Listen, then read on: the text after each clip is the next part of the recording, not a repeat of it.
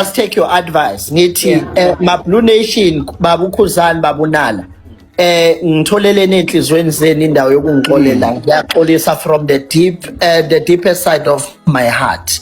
Bengenza umsebenzi wami ukuba rude vele kukhona kwi-channel yami but kulesigaba sokulibala kwenu ake nilamukele uxolo lwami.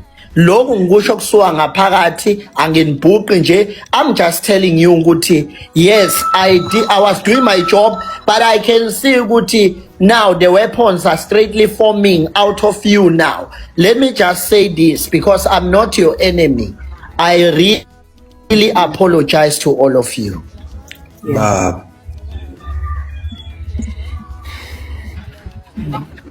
Abantu ma Blue Nation banini hayi ukungilawula nina nifune iphisi siyabonga sengaphuma lokho ukuthi hayi ngamsabathu abantu hayi umsebenzi wami loyo. Hayi siyabonga Putin mfethu, hayi siyabonga ayigeza yeah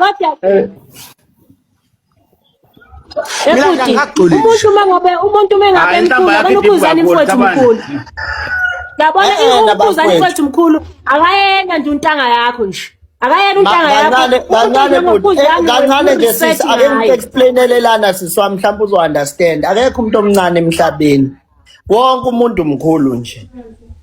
Yeah akuthi msunyonyo ngakho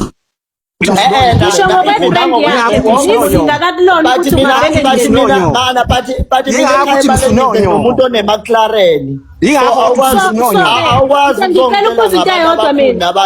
let me just tell you asingathi lokhu sikwenza ngoba ubani uphetheni. Let's just accept the apology. Let's just the apology and not mention our friends. Masiqala simention ama-brands sesilimaza ne-apology. Akesiyeke ama-brands, akesiyeke izinto umuntu onayo siyeke nani nani. Let's accept the apology. Let's just the apology and not mention our-brands. Masiqala simention ama-brands sesilimaza ne-apology. Akesiyeke ama-brands, akesiyeke izinto umuntu onayo siyeke nani nani. Kesithi nje we are taking the apology. Indaba ukuthi lona mkhulu lona mncane lona uphani nendawo, it won't help the apology.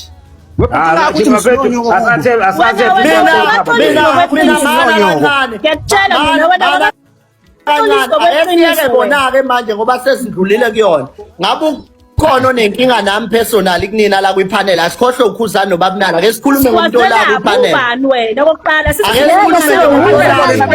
Sikhulume ngomuntu ola kwi-panel. Man ukhona mhlawumbe ovuzelwa umsunda kwi-panel mhlawumbe sihle silungisela fast. Uyabona wena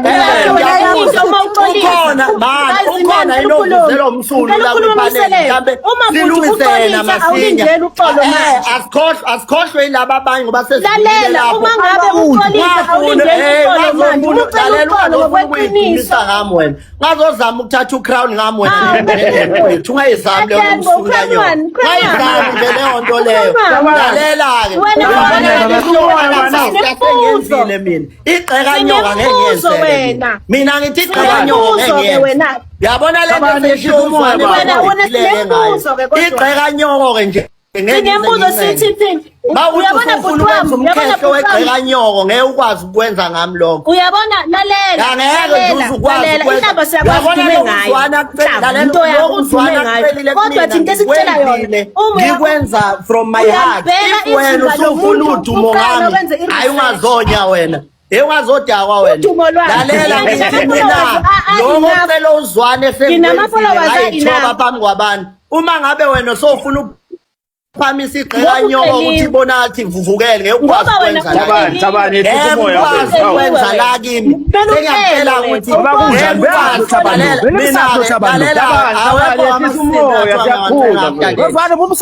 uyayisa lo muntu lo. Lo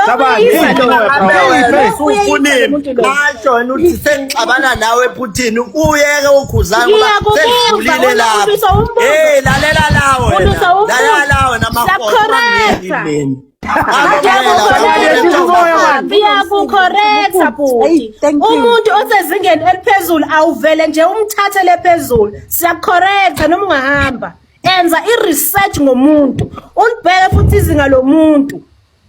Ngenza wethu Thaba Nhlatshwayo uyaxolisa kuKhuzane umfowabo Mpungose kanye noBaba uNala, kodwa akabazwisisi futhi-ke nalaba-ke abangamthathi notice njengoba yena exolisa. Ngenza kwethu mina nawe bengathanda sihlangane laphayana kwi-comment section siphinde sihlangane nawe video elandelayo. Sikuphathele ezishisayo, hlala nomgosi kusukela Monday kuya ku-Sunday. Ungakhohlwa ukucofa subscribe button kule channel yethu.